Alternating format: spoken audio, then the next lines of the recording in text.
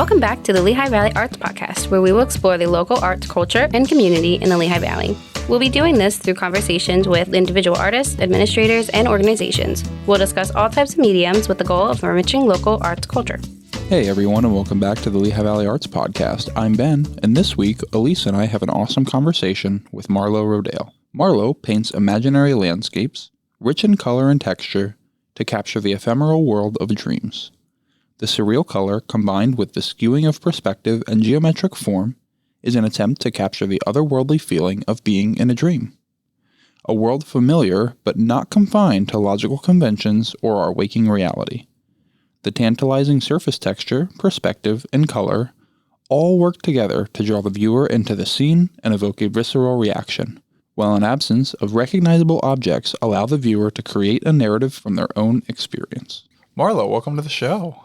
Oh, thank you for having me. It's a pleasure to be here. We've been so excited to have you on. We met for the first time at the Steel Pixel Open House. You, Kate, and Tyrone all came in. Yes. And then you and I got a little overwhelmed by the number of people and kind of stood off to the side and talked independently for like an hour. That is usually how I roll. I totally I'm get also a fan of the Irish Goodbye. I'm well known for it. But I mean, I guess that is very true. I mean, time is so meaningless these days. Like, I couldn't even tell you when that was. I would hope you would know, as it's your own opening. You know. But I don't know, just this year has flown by. Yeah, for sure. But yeah, no, it's I've enjoyed all our conversations and everything you're doing for the art community, theater, everything that you guys are putting together. So I'm happy that you invited me. Yeah. Wonderful. Well, we can dive right in. I am just curious. We kind of like to start off with where does your passion for art stem from, and how did you get into it? That's something I kind of wonder. Like, I can't say there's one aha moment that was like, I love art or this is what I want to do with my life. I think it was just a mixture of being surrounded by art growing up and being an only child, latchkey kid left to my own devices. I gravitated to comic books and cartoons and other sort of artistic, illustrative, creative things, and that sort of spiraled out into everything from wanting to be like a creature creator for films to the idea of like doing my own comic books. And I honestly couldn't even tell you how I stumbled into painting. It's just one thing leads into another. But I definitely, grew up around a lot of art and artists. Growing up in New York in the 80s, my mother and grandmother had two restaurants in the East Village, and they were, for whatever reason, sort of a hot spot for artists, from everyone from Keith Haring to Basquiat and a lot of those artists of the era. So there was, in New York at the time, and specifically in my little slice of the world, art everywhere. I mean, I can even remember my uncle had a building in Brooklyn way before it was cool to live there. And his roommates or his tenants who had the floor below him were the puppeteers from the Pee Wee Herman's Playhouse. Oh my goodness. That's kind of cool. Like, they had all the puppets in their apartment. Yeah. Because they would like build them and fix them. And so like, that's so cool. There was that side of it, just being surrounded. And then, when my mom remarried, my dad's side of the family, there were a few artists in it, but his grandparents were big patrons of the arts. So they were very involved with like the Allentown Art Museum and the Baum School. Sure. Kutztown University, in terms of just supporting the arts, financially through collecting. They had, an amazing art collection. Yeah. So, there's been this near constant presence of art in my life. And again, growing up with a single mom, if we went out to dinner and she wanted to have a conversation with her friends, the easiest way is just give me a pen and let me go to town on the paper tablecloth. Yeah. Even at home, she would buy like big rolls of butcher paper, tape it to the wall, and just let me go to town. So there's all sorts of instances like that of just like me gravitating towards art and absorbing it as much as possible. And then on the other side, I went to the Baum School when I was a little kid, for like intro to drawing classes. And, I initially didn't think of art as much of a career. I mean, it's not easy, it's a lot of hard work for oftentimes very little recognition, both financially and, otherwise. So I thought I'd go and pursue computer science. It's always fascinated me. Science fiction has been a huge influence, growing up, again, artistically, creatively. So I quickly learned, though, that I couldn't do it.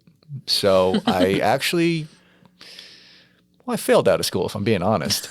That's okay. We like honesty. Because I just didn't want to go to my classes. And I was also just a anxious, depressed mess who didn't know how to cope with, this life at college.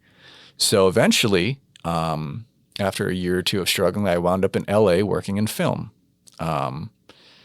And that is a story that doesn't need to be told, because the only really important part is I ended up working set design for a friend who needed some help. Oh, very cool. And it just was the first time in a lot of years. I think it'd been like 3-4 years since I, started college at that point, that I felt like I was on to something that I, was good at, that I had, Sure. I could offer ideas to a group of people and actually, have them accepted and, be like, oh, that's a good idea. So from there, I decided to get back into school. So I went to Santa Monica Community College. Great school, really cool art department, lots of like working artists, big name artists too, because they live in LA and they figure why not. Yeah. So that, really kind of lit a fire under me. Some of the teachers I had, I think his name was Ron White, fantastic painter. He was doing like hyper realist stuff at like 16, and then he just like screw this and got into like abstract art. Yeah.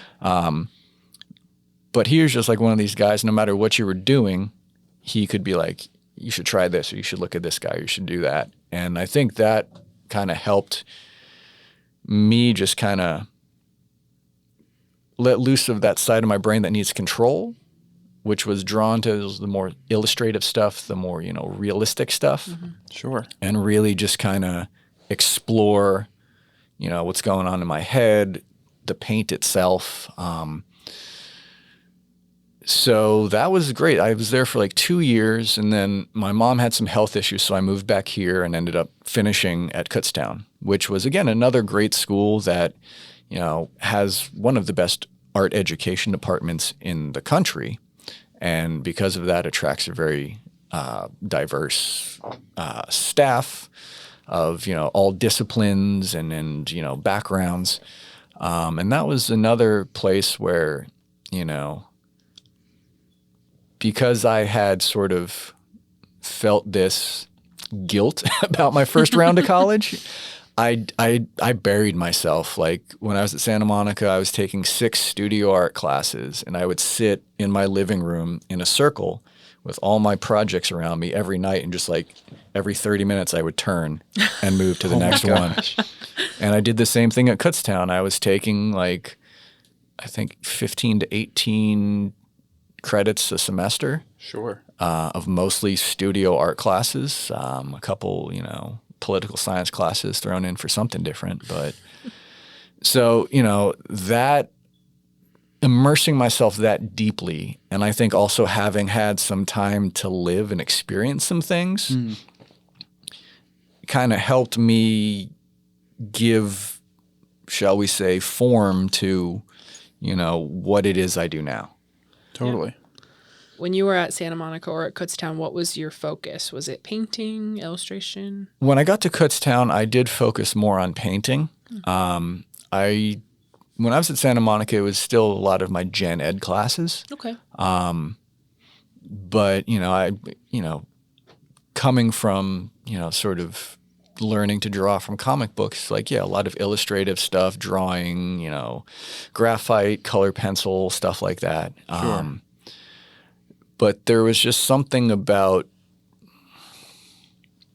the freeness of paint, just the way it moves around on a surface. And oddly enough, growing up around artists, the smell of paint is it seems like almost like part of my life. It's Nostalgic. it's always there. Sure. And I just remember opening a tube of paint, just being taken back to being 8 years old again, visiting a friend of my mom's or something like that in their studio.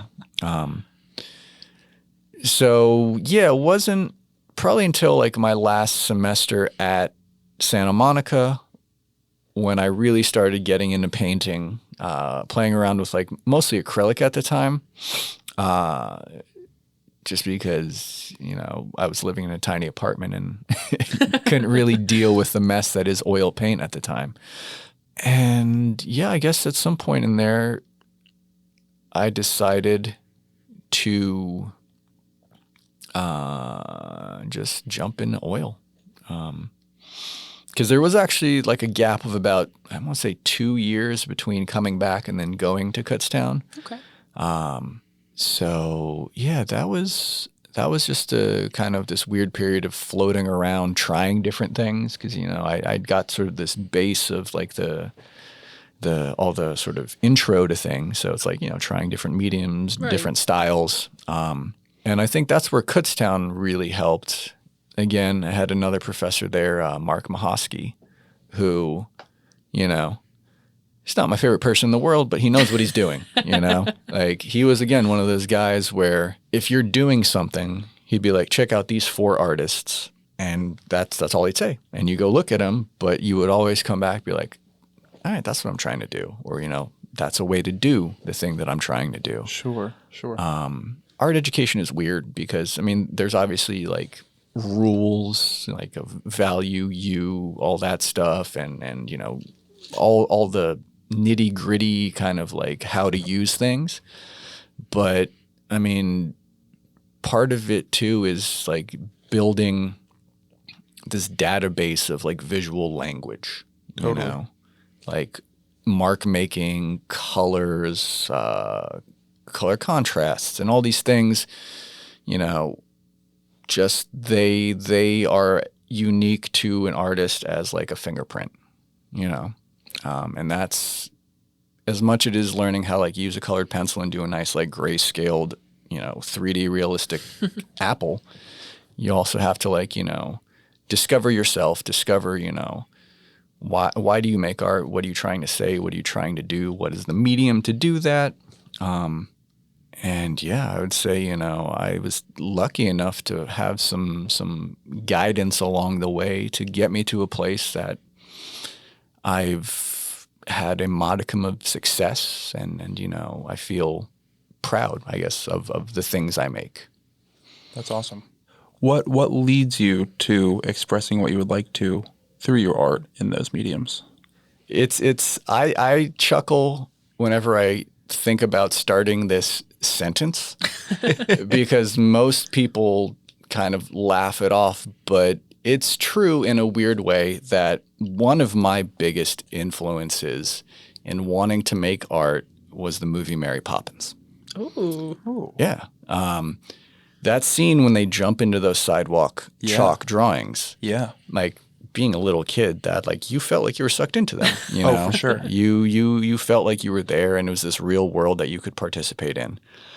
And the idea of creating art that draws people in and really can, make them forget where they are for even a second or two. Yeah. Is something that's always interested me. And I would say, you know, traditionally that's painting. I mean, you go to a museum and you see like, who's the guy the alcoholic who drips paint everywhere? Jackson Pollock. Jackson Pollock. There you go. Like, You could have stopped at alcoholic. I don't know. Have you met artists? I got the vibe with the hand motion. Yeah. But when you see one of his pieces, and it's not even like it doesn't draw you in, I think, in the way that I would go for, but it's just like the scale of seeing a painting that big, where it fills your frame of vision, and you know you are lost in it for a minute. Like there weren't a lot of other artistic mediums that seem to fulfill that. Like sculpture, sure, but that, you know, also is kind of, you know, takes a lot of money to have like a foundry to build, you know, some of these like epic sculptures. Like, Yeah. I can stretch a 20-foot canvas on the wall in my basement and go to town, you know? Yeah. That's an interesting distinction, thinking about painting versus sculpture. Like sculpture exists in your space versus like you can exist in the space of said painting. Yeah. That's pretty cool. Yeah, no, it's an illusion. That's what's great about painting. You know, there are all these rules, you know, the rules of perspective, the rules of color, and, you know, color perspective. You know, you look at the ancient, you know, Greek masters who like, you know, would do these like simple murals, but like just using like lines of perspective and you know, just like the color perspective created these amazing, you know, frescoes that like looked like they went back for like hundreds of feet. Sure. And that, you know, that to me is cool. It's magic. It's magic. Yeah, you know? for sure. I love the dedication and the skill required to do realism. But for me, art has always just been about making something that isn't there. You know, it's like if I wanted to, you know, immortalize you two on my walls, I just pull out my camera and take a picture. Sure. Call it a day, go about my day. But, you know, art lets you just create something that, you know, is just pure imagination. Yeah. And that to me has always been the appeal of art, from, you know, the books and cartoons to the big paintings on the walls and galleries. It's been about creating this, you know, thing that's inside of your head and bringing it to the real world. Yeah, totally. And, you know, I do remember something my dad once told me, that in order to break the rules, you have to know the rules. Sure. So like I said, you know, there are very simple rules to creating perspective in space, you know, whether it's 1 point, 2 point, 3 point. Yeah. But it's, what do you do after that? How do you make it yours? How do you break those? How do you use them to, you know, create harmony or create confusion? And like I said, it's like it's almost like, you know, like a witch's brew in a cauldron. You add a little bit of this and a little bit of that and a little bit of this, and, you know, all of a sudden you can create a space that, you know, can hopefully, you know, with practice, like invoke an emotional response, or, you know, some sort of visceral response from someone. For sure. I'm curious. You said before that while seemingly insignificant, your time in LA working as a set dresser. Yeah. Which is a lot of manipulation of objects in 3D space, Yeah. set to visuals. Yeah. And I'm curious whether your inspiration to bring that into your paintings was before or after you were working as a set designer. I would definitely say after, because there was a period of time when I was still kind of just like wildly just shotgun spread trying everything. Been there before. I did a series of, call it mixed media, because there's a bit of paintings and like collage and whatnot of these sculptural things, just layers of plexiglass with held together with like metal rods and spacers in between them. And they were, you know, very sort of abstract, a lot of sort of humanoid figures, or, you know, distorted forms that were, you know, roughly figurative, if you will. But they looked a lot like a set in a play, you know, where there's like that little flat bush in the front and then the thing behind it. And that's kind of where this idea of, like layering and creating space started. But, you know, at the time I didn't have the right tools and I broke so many pieces of plexiglass and, you know, whatnot. And I cut my hand on glass too many times trying to use glass. Man. So I put that aside, but I'm like, all right, well, how can I then play with that space and create these layered worlds, these scenes that, like, you know, I think the biggest compliment I've ever gotten, I forget what art show it was, but someone was like, I love that piece, but I want to know what's behind this thing. Yeah. Like Cool. that to me is a sign of success, that, you know, I've created a space that they're so invested in that there's like, I need to know what's behind that. Yeah. I want to see more. I want to go into that and experience it more. Totally. Yeah, they're like past the point of the setting you created. They're already thinking like Yeah. into the beyond. Yeah. No, and I mean, you know, with technology, what it is nowadays, you know, I think I'm a little too old and my brain is at this point made of off-brand Jell-O, so it's hard to learn some of the new tech. But like the idea of like creating a space like one of my paintings in a virtual reality setting, you know, it just seems a logical step, you know. Totally. But, you know, I don't have I think the attention to learn Python or any other programming language anymore. I think those years are behind me.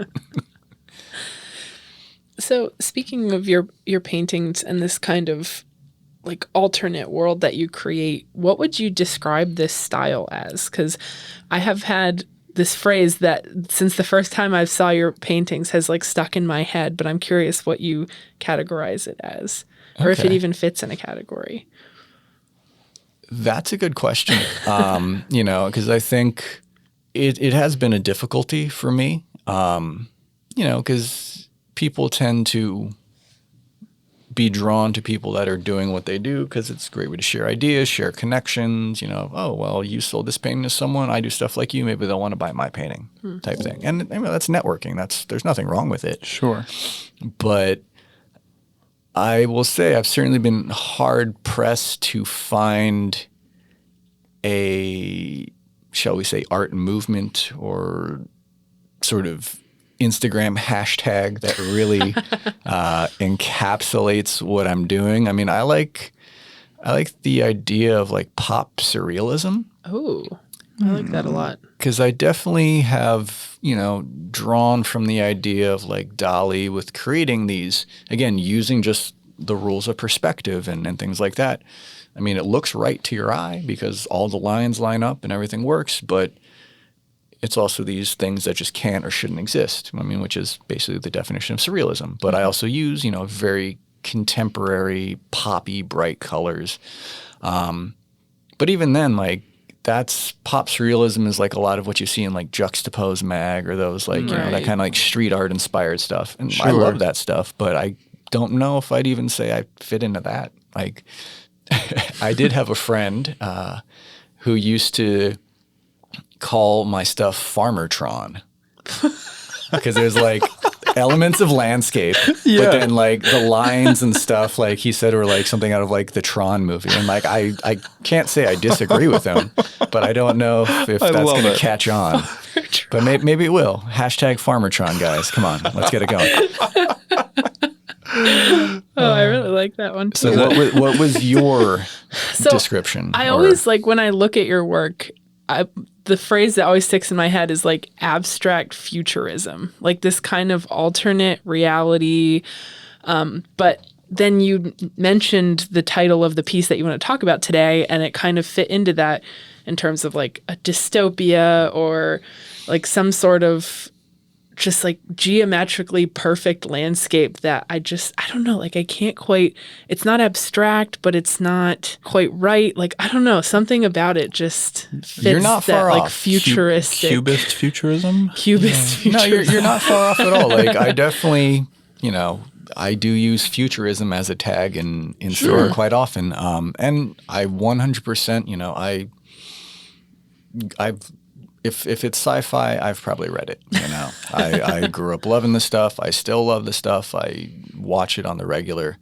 Yeah, and I think with a lot of what I do, and that series of the Posthuman landscape, it was this idea of, you know, in the world after us, you know, whether it's the artificial intelligences or the radiation mutated cockroaches that take over or something, you know, what is the next like aesthetic, you know, of some like future, where there's sort of this remnant of nature, but it's also sort of viewed through the eyes of, again, whether it's, you know, sort of artificial intelligence or you know, some sort of post-human, you know, machine-human hybrid. I definitely read a lot about, you know, I'm drawing a blank here, but it's basically like the next step in human evolution is sort of integrating computers into the human brain. Transhumanism?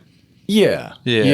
And there's a term that they have for like the curve and the eventuality of, you know, it just makes sense. Totally. So like I think I was doing a lot of reading about that, and you know, like, but that just made me wonder, like, then what is it that makes us human? What is it, you know, that, because there are many things that we do better than computers. Sure. Pattern recognition, you know, a lot of sort of the more creative skills.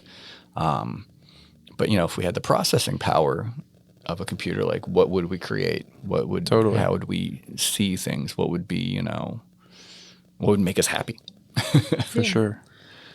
I've always struggled with like sci-fi in this kind of futuristic setting, movies like Tron, because they just, I don't know, something about it is so unsettling to me and I don't really like it. But your pieces like fit that aesthetic almost, but they're so colorful, like this kind of naturalistic landscape combination with that I don't necessarily, I see the sci-fi influence in it, but it doesn't like skeeve me out. Well, I mean, to be fair, in most of the sort of far future dystopian nightmares, it's other people that are doing the awful things. So this is, you know, maybe millions of years in the future when, you know, humans are, you know, whatever is left talks about us the way we talk about dinosaurs. You know? Sure. You know, because we do create beautiful things, but then we go and destroy them and ruin them and and do all these terrible, terrible things.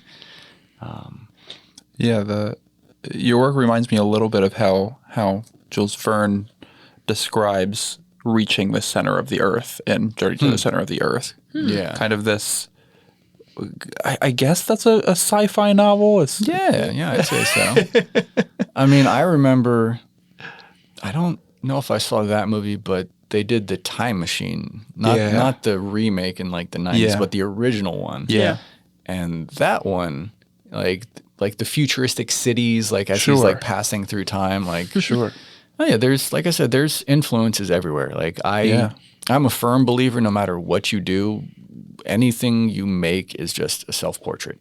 You know, in terms, it's just this compilation of all these things you've absorbed in life, and sort of filter through what's important, you know, at this particular moment in your life. But it's, you know, everything is a self-portrait. And I mean, you know, it's like, I think, you know, if we want to get deeper, it's like I definitely have felt, you know, very lonely in my life. You know, I've moved a lot growing up. You know, I've always kind of been, you know, going in one direction or another. And, you know, I make friends, but then, you know, I move on or things, you know. So definitely a lot of my life has been lonely. And a lot of these pieces, you know, I think can give off these like feelings of isolation, and you know, being in this space, you know, especially larger pieces, you know, feeling like you're in this world and there's nothing else around you. So yeah, I mean, you know, art also has been a way for me to connect with people, you know. Because, you know, like we said at the beginning, it's like if I'm in a room full of people, I'm just going to find one person and go try to hide in a corner. And, you know, totally get that. You know, so it's a nice it is my emotional support skill. My art. It's like, oh, I can just deflect to art. I don't have to talk about me or what's going on in my life. Like, oh, let's talk about art. This just came up I think it's at work or something the other day, where I was like, it's too easy working in an industry doing something I like, because I never run out of things to talk about and am easily mistaken as an extrovert because I'm happy to talk about art history or people's paintings or people's work. And then they're like, oh, you don't talk like this all the time. I'm like, no, because we were talking about art and it was too easy. Yeah, no. I mean, I think it is definitely always easier to talk about something other than yourself, even if, you are a very extroverted, confident person, Sure. I mean, narcissists, that's a different story. They love talking about themselves. But no, I mean, I think just even as a tool of self-exploration, art, for me, it's forced me to, ask questions about, what's important to me? Who am I? What do I want to say? What am I trying to do? What sort of life do I want to lead? And how does this art get me there? And I don't think there's always necessarily an answer, but it's more the questioning and sort of narrowing down that, that sense of self of who you are, what you're trying to say, who you're trying to be. And it's taken me almost 40 years to get there. But, I feel like who I am and whatever level of confidence or, internal validation and, I have, a lot of it has come from, making art, the experiences I've had in the art world with people, conversations like these where, or just at an opening or in a studio critique where, you really have to, know who you are and what you're trying to say. Mm-hmm. And, like I said, maybe other people get there in other ways, but that's kind of how I figured it all out. For sure. Well, I'd love for us to delve a little bit more into the piece you'd like to talk about today. So I don't know if you'd like to describe it, or if you want me to try to describe it. We can do a little bit of both. Yeah, I'll give it a shot. All right. Would you like to have it in front of you? Yeah, that would actually probably help, because this is a bit of an older piece. Excuse my cracked phone screen. Oh, that's okay. So yeah, this is a piece I think I did in about 2016, if I'm remembering correctly. It's originally titled Posthuman Landscape. And again, the idea was, what will be here after we're gone, it's sort of a, I don't know, rumination on my own mortality, on sort of human mortality. So that's kind of where the color palette came from, because before this one, my paintings were just over the top, like poppy, very like candy colored. And, especially with like the background, the mountains themselves, and, pretty much everything except for the orange geometric pieces, which were added last because it was, in my estimation, a little too kind of subdued, were, again, trying to create a more calm space. Maybe that was me becoming calmer as a human being and that reflecting in the art. I'm not sure. But I really like this color palette. The blues and greens I've used many times over in other paintings. And I think one of my favorite parts is the clouds in the upper half, because it was the first time that I really played around with some thick texture. Sure. Mostly because painting in oil, working that thick, you're going to be sitting around waiting very long before you can do anything else with it. But that was actually, funnily enough, it was scrapings from my palette. So it was dried chunks of paint. Yeah. That I just dipped in more paint and basically glued back to the canvas. This way I didn't have to wait as long. Though I will say, for anyone listening to this, I just found Michael Harding makes a titanium white No. 3 that has a cobalt drying agent in it. Oh. So you can mix it in, the white in with whatever color you're making, and because it has that drying agent, it'll be dry within like 24 hours. Wow. So it definitely has helped me speed up a lot of my process. Oh, I could imagine. So yeah, this one, I think the original sort of idea behind this too had to do with like climate change, like the white, bluish structure sort of in the right there was, I think, supposed to be like an iceberg. And this was supposed to be like sort of, again, with the sort of bluish muted colors, you know, that's supposed to represent the natural world, you know, what's left of it, you know, how it's been shaped after whatever. And then those orange things, that's where, I mean, they're not abstract. They're very, you know, geometric, very detailed, you know, very finely rendered things. But, you know, they sort of represent abstract things, you know, from buildings to vehicles, you know. I've always wanted to let the person looking at the work kind of make up their own story, you know. I give them a space, you know, set the setting, and they come up with a narrative. I love the mountains in this one. I played around with, again, you know, sort of breaking down things into geometric shapes, you know, again, being sort of like a sci-fi science nerd. If you like really look at everything from like your own hand to a flower, like, you know, they're beautiful, abstract, organic things. But when you get down on a cellular level, there is a very rigid sort of very at times often geometric structure to all these things, the structure of a cell, the structure of, you know, a nucleus in a cell, all these things. So I think that was partly an inspiration for sort of the breaking down of the natural world that happened in a lot of pieces around the time of this one in particular. Like I said, you know, I wanted to like be sort of a conceptual artist when I was like in like middle school, high school. You know, the idea of like being the guy who creates like all the creatures you see in like, you know, all the cool movies that come out, or, you know, the so that again was heavily influenced by like all the sci-fi and the comic books and you know, all that sort of stuff. You know, like I loved, you know, I remember like Voltron and He-Man and Thundercats and all those things. Sure. You know, just that style and that intensity. You know, I think if nothing else, like again, sort of that poppy cartoon style inspired a lot of my color. You know. Just noticing in a lot of your work that kind of fits this theme of the post-human landscape one, that there's not like a figure element to it. There's not a specific subject.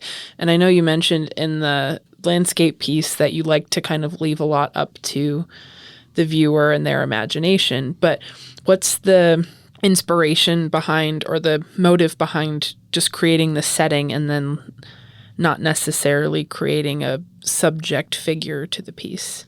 A lot of my experience in life has been solo, you know, like a couple years ago, right before the pandemic hit, you know, I did like a week of solo hiking out in Utah.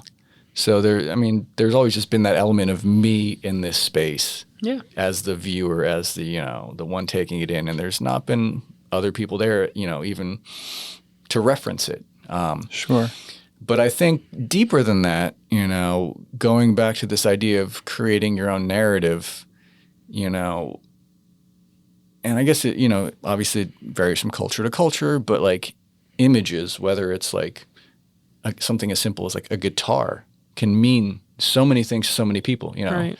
Maybe your grandpappy used to play the guitar all the time, you know, when you were a kid, and it's a happy memory. Or like maybe your God, that was terrible. Like you saw someone get beat up on the street with a guitar, you know.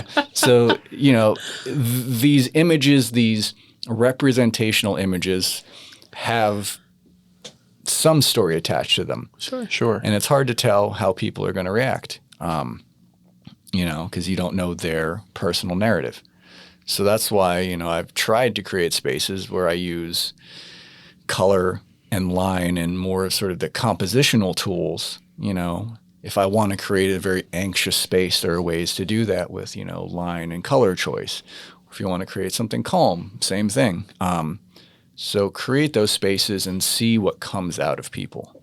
Sure. This way you guys have to do the heavy lifting. I do the fun part, and then you got to make up all the narrative to it. And again, you can admire the craftsmanship, the patience, the skill. Sure. And I think that is why a lot of people are drawn to that sort of stuff. But for me, when I go to a museum, like if I'm looking at some of, was it Monet with the water lilies? Yeah. I don't care that they're water lilies. I'm looking at how he put the painting down and how he creates just like with a little dapple of color here and a dapple of color there. Yeah. Or even like looking at like a Van Gogh up close. It's like I'm more interested in like his brushstroke and the colors he decided to put next to each other versus like, oh, this is, a field in southern France or something like that. And, I guess, like I said, it's all self-portrait. I was always drawn to those things, like not necessarily the subject matter, but, color choices or like, there'll literally be paintings that I do where like it's this big painting, but it's just like one little thing where there's like a little interaction of like color or something. And I can just like stare at that for like 20 minutes and just like, and I'm the person who made it. I'm like, how the hell did I do that? You're in like another headspace.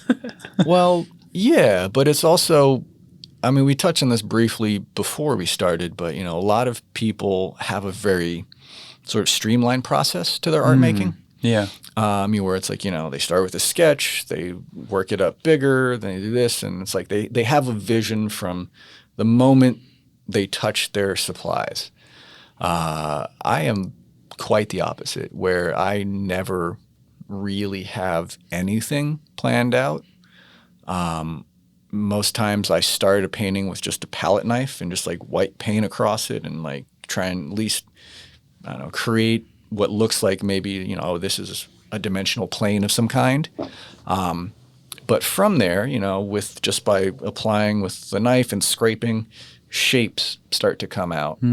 Or, like a general idea of, I don't know, maybe a landscape or a scene or something. So from there, I kind of just like build it out, figure out like a perspective point or 2 or 3 or whatever it may be. And then I put something in and then, see how that works. And then, have to go back and maybe balance it on this side, with a different color or another shape. Even like, I talked about like trying to create this emotional space. I don't go in necessarily trying to make an anxious painting, but maybe I'm anxious that day and it comes out and I'll push that. Yeah. But it's like, okay, well, given what's here, what do I need to add to get there? And then so every time you add something, it changes. And then you kind of have to find that balance. And, it's easy to do too much, but you never know, like, did I do enough? I mean, I've had paintings that I've let sit for like 2 or 3 years before I go back and finish them because I just like I couldn't solve that problem at the time. I couldn't figure out the equation. Totally. When you reach that point of balance, is that when you know it's done? Or done for now? Done for now. And I mean, I've said this to many people, but literally a painting isn't finished until it's sold. I don't sign them until I sell them because, I mean, this past last week, I pulled out a painting, a canvas that I started in Kutztown. And I was just like, hey, I have an idea, and I like where it's going. So, yeah, I mean, that painting was not done, I thought it was done at the time maybe, or I just moved on to something else. I think that's for me, like because I work in oil, I usually have like 7 things going on at the same time because it takes so long to dry. So I'm just bouncing around. Yeah. And sometimes I'm like, I don't know what to do on this one, or this is good enough, or, I do find the one that really I'm vibing with and I just focus on that one and the others kind of get forgotten about. Sure. But yeah, I don't know. It's like I said, my process is like ADHD personified, basically. It's, there's not a lot of rhyme or reason. It's just kind of like, ooh, that's shiny. Let me go with that. Or like, ooh, I like that. Let's do that. Like, oh, wait, what was I doing? No, go back to this. But, like I said, it's worked so far. Knock on wood, hopefully. Sure.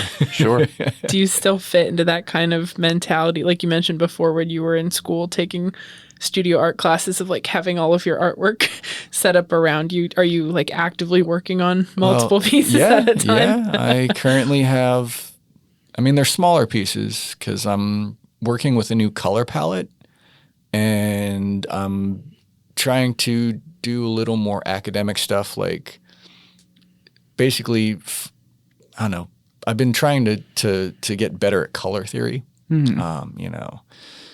Keeping, the values and the hues and all that stuff and to create, a more sort of unified palette and Sure. have a little more control over the paint.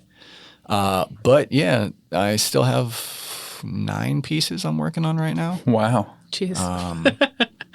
Yeah. And it's like, I started because, with what I do with the background, just like taking with the palette knife, it takes me like 5 to 20 minutes to do that. Yeah. So I have all this paint on my palette. I'll do 7 or 8 canvases or pieces of wood or whatever I'm working on at the time. Mm-hmm. And then, the first one is dry in a couple days. And then so I'll start and kind of like work my way through and, maybe some inspiration will come and I'll go back to a different one. But yeah, no, I thankfully I have more space than my old college apartment. But I definitely still always like to keep a lot of things going at once. That's awesome. The new color palette that you're working with and kind of building off of like a single color, how does that differ from the color palettes that you usually use in your pieces? I know you mentioned before that you had some pieces that were very pop, colorful. Yeah. But how does what you're working on now differ from that? I wouldn't say it differs greatly. I think what I'm trying to do, because this palette is from a contemporary landscape painter. It's one that he uses a lot, and his name escapes me right now, but that's not important. So like the way he uses it, he gets very realistic landscape. They're beautiful. They're fantastic. And what really drew me to him was his ability to create light. And again, that is this other illusion, this magic of art using color to create light. Mm-hmm. And a lot of that goes back to, again, color theory. Light comes from the contrast of light and dark. And the problem with having super poppy colors is, it becomes very hard to create light when everything is bright and shiny. Right. So what I'm trying to do, and it's still a work in progress, is tone down the colors, shift down the value and things like that so that those elements of the pop color become the light and really kind of jump out at you. And, it's been, there's been some success and some failure, but, it's again, it's enjoying the process, wasn't that mindfulness? It's, it's not about the outcome, it's about the process. As an artist, you should always be growing. I think too often, because this is for a lot of people, it's, their income. You have to please people, get them to buy your work. Sure. And there's absolutely nothing wrong with that, but a lot of times you don't take risks. You don't try new things because you have to make X number of widgets by this date for your fair, festival, art show. Sure. So it's tough to find that time and that space to really get outside of your comfort zone and grow and push the process, which I think is why I've gone back to working on smaller things, because it's, a little less investment of resources and time. Sure. And you can, test out an idea, and if it works, great. You got something you can show, but, If it doesn't, then it's not that big of a loss, and you move on to something else. One thing that talking about like different size canvases makes me think of is the conversation with Andy Grumberg last week. She was talking about how she prefers working with that smaller size because she can focus more on the details. And while you can do a bigger piece, people will appreciate it as a bigger piece, but part of it is the spectacle of it simply being a bigger piece. Oh, right? 100%. They're like, wow, this is so big. It must have taken so long. But you don't get to focus as much in a timely manner on the details as you would have working on a piece that is in a much smaller scale. Oh, I mean, I agree. I think honestly, it's a challenge to create something engaging and captivating on such an intimate scale. Sure. You know, and I think that is, you know, like I said, you know, being an artist and trying to push yourself in new directions. Like, again, it is easy to just be like, wow, that's 20 feet tall, you know, and that's fantastic. And that takes, again, a certain skill set and Totally. you know, time and dedication. But creating a 4 foot by 4 foot little piece that, you know, someone's going to, you know, stare at for more than 5-10 seconds, like really like be drawn into it. Yeah. You know, because you don't have a ton of space to wow them. Totally. You know, every little mark has to be useful and important. Yeah. Yeah. So I have a question I'll pose to the two of you, and this is kind of unrelated in terms of medium or subject matter, but fits that idea of like going big scale to small scale. Okay. So last week I spent like 3 hours at the Kemmerer Museum, which is the decorative arts museum, kind of down by the library in historic Bethlehem. And they have a great display upstairs of doll houses and Sorry, those things just creep me out. But yeah, I'll err on the side of I've probably doll seen houses. one too many horror movies, but it's okay. I feel you. But in keeping with that concept of like creating a world and creating something that leaves room for imagination and interpretation, it's a similar concept, right? But that is definitely on like the smaller scale end of artwork because it's very minuscule and very meticulously made. So where do the similarities and differences lie when we're talking about a huge 8x10 painting to a tiny dollhouse? Like, I think I personally can sit and be captivated for an equal amount of time with either of those things. But Totally. like, sure. Where do the similarities and differences lie in that, do you think? I mean, that's a good question. I think to a certain extent, you know, craftsmanship for both of them. Sure. Totally. Again, whether it's, you know, the meticulous details of a dollhouse or a small painting, or, you know, the skill to create something on a large scale that, you know, isn't all warped and twisted and, you know, looks actually good from a distance. Yeah. You know, it is a craft. There are rules and there are, you know, techniques that need to be learned. And when someone, I think, masters those, that's really regardless of size or medium, what people are in awe of usually. Absolutely. Yeah. I think the biggest difference in my mind comes from the potentially uninitiated in art audience. Someone who is going to an art gallery because it's something they want to do to impress a date. They're like, oh, yes, I'm so cultured. Let's go to this art Come look gallery. at my dollhouses. Come look at this massive painting. Like, this is art, right? But then they will just bypass the beautiful masterpiece that may be 3 inches by 3 inches standing right inside the door to go to the piece that's feet tall by feet wide. Yeah. Now, that's not everybody. but I think that there's something about the audience that needs to be taken into account when it comes to working on something. Yeah, I mean, I think there's a certain level of, shall we say, spectacle. Sure. That the uninitiated, if you will, you know, are most drawn to.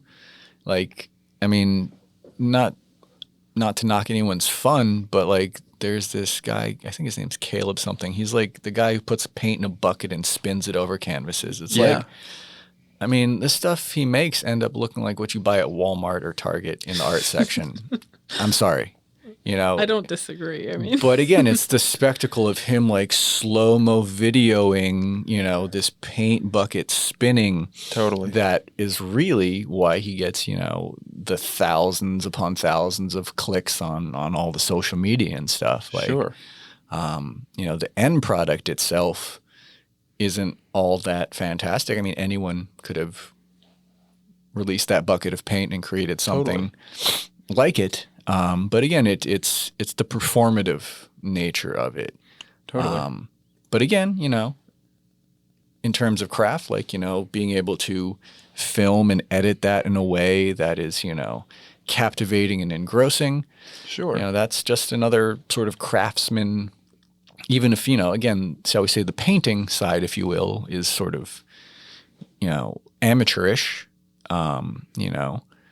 There is always a level to the craftsmanship and the art and you know, I even think of something like, you know, magic or something like that. You know, it's like, you know, it kind of gets waylaid as like a kid's birthday party thing. But I mean, there's some fantastic, you know, like mentalists and performative magicians that do like, you know, stuff that you sit in the audience, you're like, what the hell is going on right now? Totally. You know, so I think, you know, more than size or scale, I guess what I was trying to say is like there is a certain level of the craftsmanship and sort of the performative nature of it in lieu of craftsmanship. Totally. You know, that whether it's big or small, that's really what kind of just like sucks you into it. Yeah. Yeah. I feel like that transcends generational influence as well. I mean, you go back to the early 1900s and you see that in art back then, and then you come to now and you can see TikToks where people are, you know, showing how they made a piece or how they got a photograph, and they don't even have the end result in it. It's not about the piece. It's about the process. Yeah, and it's, I don't know, it's one, I guess, reason I don't like social media. I don't do more with it. Like people, Sure. you know, we grow up in a nation that is, shall we say, rewarded the Kardashians and that whole just putting every ugly little detail for the nosy, gossipy masses and profiting from it. And I think a lot of like TikTok and stuff like that is that. And that's why, you know, maybe I'll do like a time lapse one of these days of me painting, but I'm not the subject. You know, you don't need to know much more about me than you're going to get in this discussion to enjoy my art. Like, I don't think, you know, I mean, I don't think you need to know anything about the artist to enjoy the art. If you enjoy the art and want to learn more, by all means. But, you know, I just think too much is like, it's just, I don't know, maybe it's an ego thing or something. It's like, I just don't want to put myself out there. I'm not going to pose like shirtless in front of one of my paintings or like, you know, whatever people do to get those likes and retweets and I don't know. yeah. I mean, I'm not going to... I'm sounding like an old man here because I just don't get it. Where are these kids? No, I mean, I'm not going to sit here and defend the Kardashians because I literally hate nothing more than reality television. But I work in a gallery setting and I get a lot of feedback about this one piece that we have that's like a sketchbook from a well-known artist. And we had like a teacher group come through and they were talking about how this was kind of a cool insight because this is like late 1800s like version of his social media because you're getting every ugly detail. You're getting sketches from the park, you're getting sketches from the cafe, and then you're getting laundry lists and grocery lists, and there's like notes from a doctor's appointment and stuff. And it's kind of like these were like elementary school art educators, and they were talking about how this gives such a humanist perspective to his art in a setting where this is a man who died years and years ago. We'll never hear from him in person. There aren't video recordings there's no podcasts of him talking about his art, but they're getting this kind of insider view into what his everyday life was, and it helps them connect to the artwork more. And I'm not saying that social media has the same effect in that we were just talking like when you got here about like I was fearing about my future kids, like looking through all of my Instagram posts or whatever. But what do you think that has value, like letting people into your world? And I mean, if when I die, people want to go through my notebooks and stuff, by all means, I'm dead. I don't care. But I will say my problem with social media is it's an edited, sort of redacted highlight reel of your life. You know, there's a comedian, Tom Poppy, does this bit about, you know, that person posting the picture in front of the Eiffel Tower didn't post, you know, when they were in the hotel room sick with food poisoning for 3 days, you know? Like, you just put the good stuff out there. Totally. And it's why, like, you know, and I don't think for the most part people really want to hear your bad stuff anyway, you know? But I do think, you know, I like the idea of, like, you know, like, Vincent van Gogh's life was fascinating, you know, and you know, thankfully, like, all the letters him and his brother sent each other are why we know what we know about him. You know, I guess I know a lot of people sort of are, I don't want to say fanatical, but it's the root word of fans of artists. Like, I don't care really about any artist. Like, they've done cool stuff, but like, I'm not going to go like necessarily read their biography to learn about their 3 divorces and their opium addiction and, you know, whatever it is. I've never been like that with anything. Like, you know, I appreciate a song. You know, might be the only movie of his I like, but I really love Midnight in Paris. But, you know, Woody Allen's a piece of trash, you know? the ultimate separation of the art from the artist. You know, totally. And like I said, I've always tried to do that. And maybe that's more an anxiety thing where, like, I assume people won't like me, so I at least hope they like my art. You know, I don't know. It's you know, I mean, I think I've certainly have gotten calmer and more centered and grounded in life. And I think, frankly, looking at art that I made 10 years ago, that stuff was, I mean, I literally had teachers tell me, like, I can't look at your work for too long because it just makes me very anxious. You know, the art itself, in a lot of ways, is that narrative of a person. You know, if you, I don't know, maybe if you know what to look for, or if you have some points of reference, you can kind of start.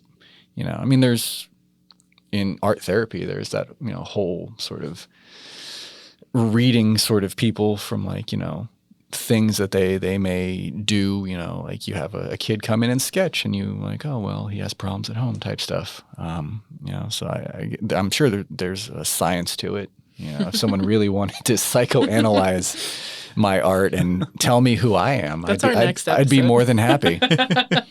You should find a shrink who comes in here and, like, at the end of every episode be like, this person just needs a hug or something, you know? This person's really good at Irish goodbyes. I don't know. You won't even see me leave today, I'm telling you right now. There's like 3 of us in here. You're like, where did Marlow go? I don't know. It's like Batman. Bring comic books into it again. Yeah, well, you know, it's like, I mean, speaking of Batman, just like the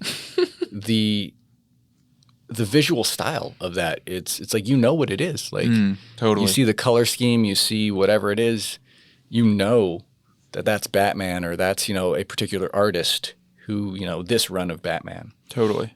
I think that's kind of, you know, what every artist strives for, is to, like, create their own visual style where you look at that and you're like, oh, that's, you know, Marlow Rodale, or, you know, that's XYZ. Yeah. And, you know, while, you know, like I said earlier, it's kind of hard to find a niche or, you know, maybe a movement, if you will, that I could put my art in. I will say it's you're hard pressed not to know when you're looking at one of my paintings, you know. I would agree. Totally. So I will, you know, even if I don't fit into a nice little category, I'll take that. Sure. One of the reasons that I love talking to you about things that aren't necessarily just your art is that by the time our conversation ends, I can see the passion that you have for that subject, and I can almost always relate it or see it in your work. Like when we had finished talking about Dune, I was looking at your Instagram the next day and I'm like, I totally see how the influence of the world building in Dune is in your work, and how, you know, even in the movie, right? They have all these things that are going on that if you really dig into it and look at it, you'll find it. But not unless you spend that time to live in that world and think about what's going on. No, and I said it was silly, and I've certainly had people chuckle, but like that Mary Poppins idea of creating something that is, can capture your imagination For sure. Even, what is it, like the average gallery goer in a museum spends 3 seconds looking at a piece of art. Yeah. If I can capture someone's, even for 10 seconds, let alone, someone liking something enough to buy it, take it home, and put it in a space where they're going to sit and look at it regularly. Like, exactly. I've spent a lot of time in my life trying to find a purpose, and then I think some time avoiding my purpose because it didn't. I don't know. It. Sometimes I feel like I'm so damn lucky. Like, should I really just be painting? Like, why do I get to do this? Like, I don't know. It's it's guilt or something, but it's like, I love painting. It's, been a way for me to connect with the world and, sort of absorb my other passions and, use them to create something all my own and something that, I love to share with people and totally. Talk about with people, not just my art, but art in general, Yeah.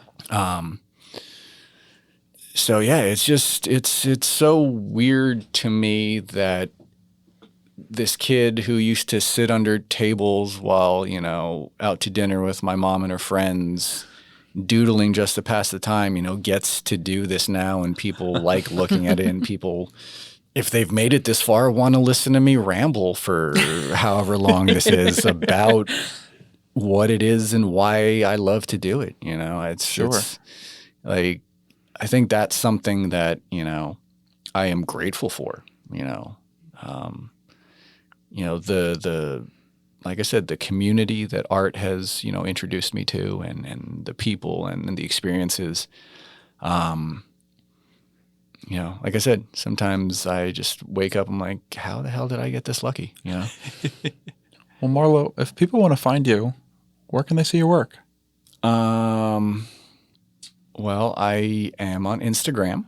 It's just my first name backwards, which is Marlow. So that's WOLRAM. My website, which will be updated sometime soon, is www.marlowrodale.com. I don't really use much other social media or anything like that. But yeah, that's, if you want to see what I'm working on or what I've worked on in the past, that's where you can find it. Awesome. Sounds good. Well, Marlow, thank you so much for coming in today. Well, thank you for having me and letting me talk. It's been a lot of fun. Anytime. Thanks, Marlow, for coming in. The opportunity of the week is Riot of Life, works by Terry Stout and Tom Maxfield. It is an opening reception on Friday, December 3rd from 6 p.m. to 9 p.m. The exhibit will run from December 3rd to February 28th at Nurture Nature Center at 518 Northampton Street in Easton, PA. For more information, you can go to www.nurturenaturecenter.org. Thanks for tuning in to the Lehigh Valley Arts Podcast, a Steel Pixel original series. Don't forget to like the podcast, leave us a review, and follow us on both social media and streaming services at Lehigh Valley Arts Podcast.